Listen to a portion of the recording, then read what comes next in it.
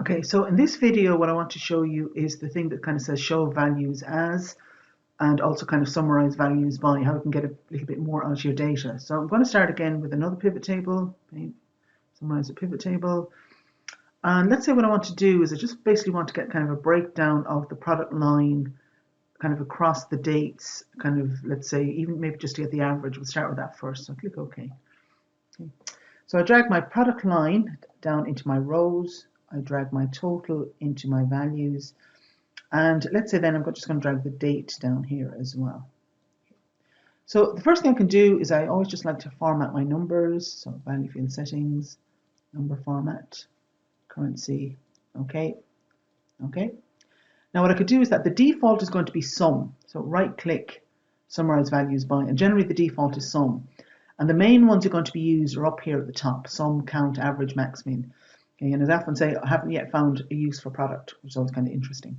So if I go here to average, this would basically give me kind of sort of the average, total across each month in each of these sections.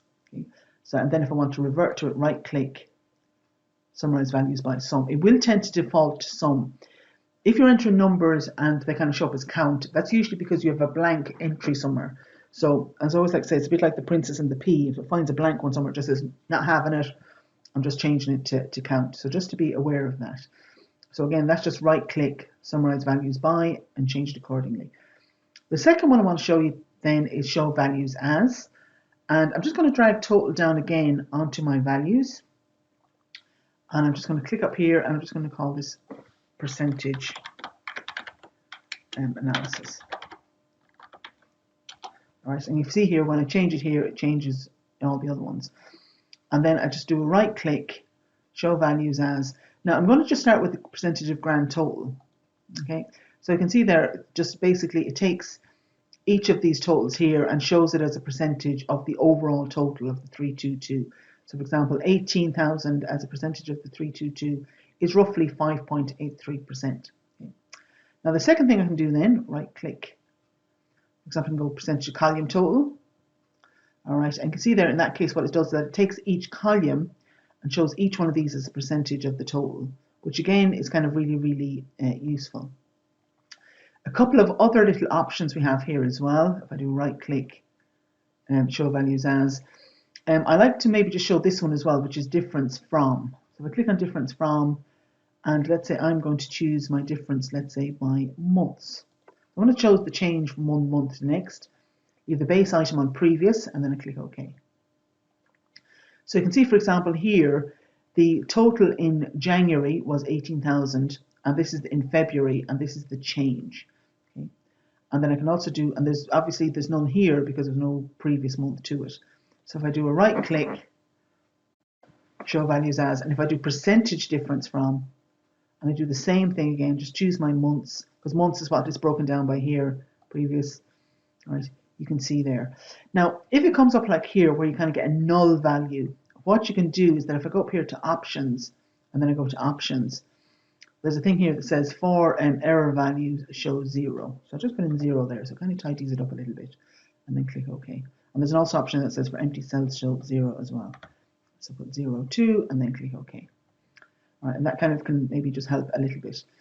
And then the last one I want to show on this, if I do a right click, show values as, running total. So that's like your year to date. So if I go running total in, it's basically like your cumulative. And again, just choose the months because I want to show, month on month. And you can see there again, it kind of like this, there's my 18,000.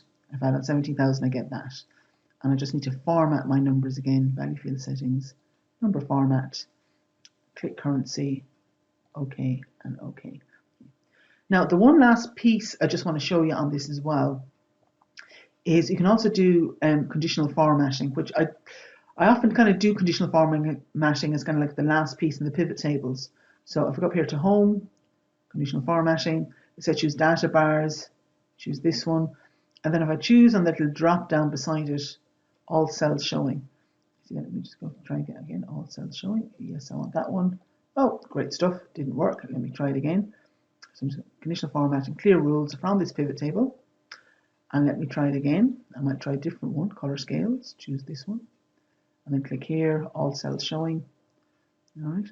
Now, most intriguing, it's not giving me that at all.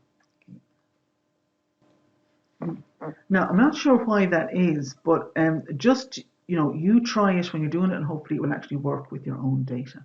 Okay. So I hope you found this useful and yeah, mind yourself and take care. Bye.